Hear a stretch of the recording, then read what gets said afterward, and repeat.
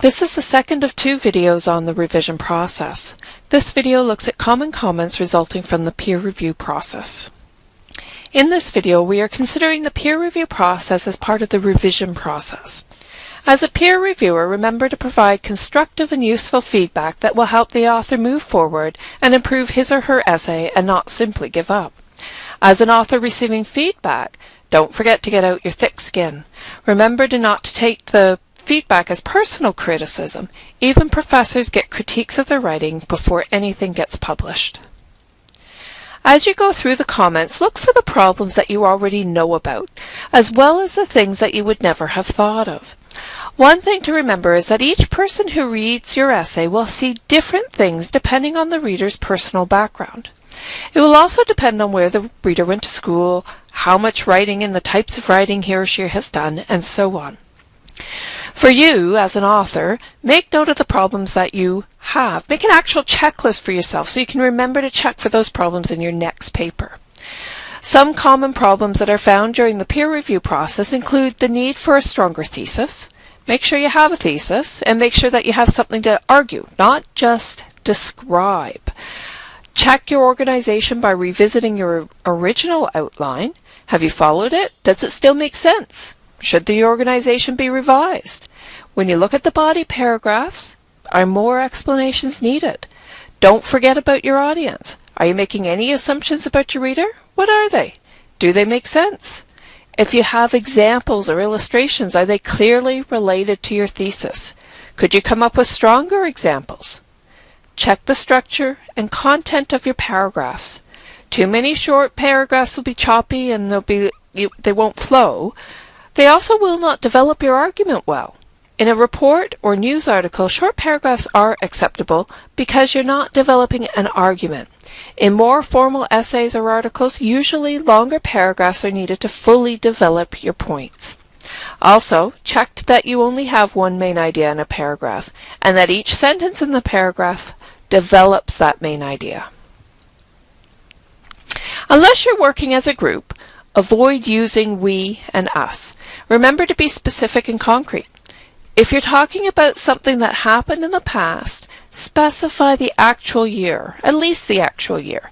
If you're saying that something happened over a period of time, say how long, give the span of years. Don't be vague because an attentive reader will want to know those details. Always watch punctuation to make sure that you don't have run-on sentences or sentence fragments. Make sure you use capitalization correctly. Remember, a good grammar book and style guide will be helpful in refreshing your memory about these details. If you use a specialized term or a phrase, make sure that its meaning is explained. And don't use lingo or jargon without a reason for doing so.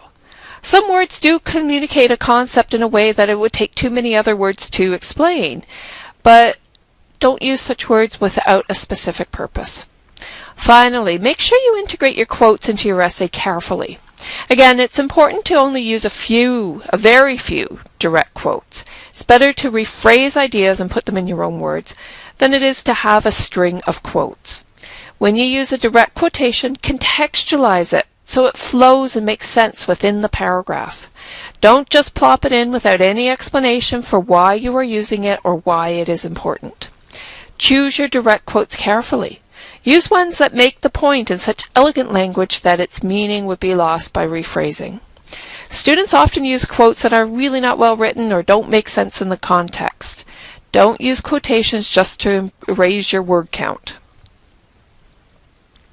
Other common problems include sentence structure, such as run-on sentences and sentence fragments, word choice, paragraph transitions, overuse of passive voice, stating opinion as if it is a fact, making value judgments, and so on.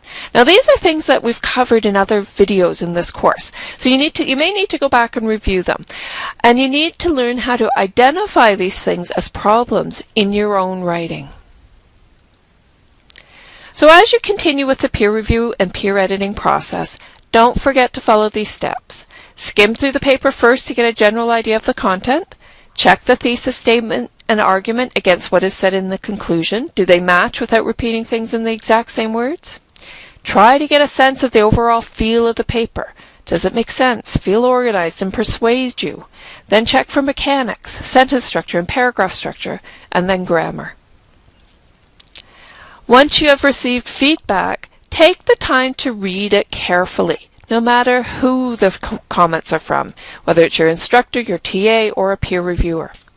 Then use that feedback along with the information provided in the various videos in this course, as well as the checklists and rubrics provided to revise your paper again. Finally, do a final proofread to make sure you have not missed any grammar or structure or spelling errors. This takes a very methodical, step-by-step process to do well.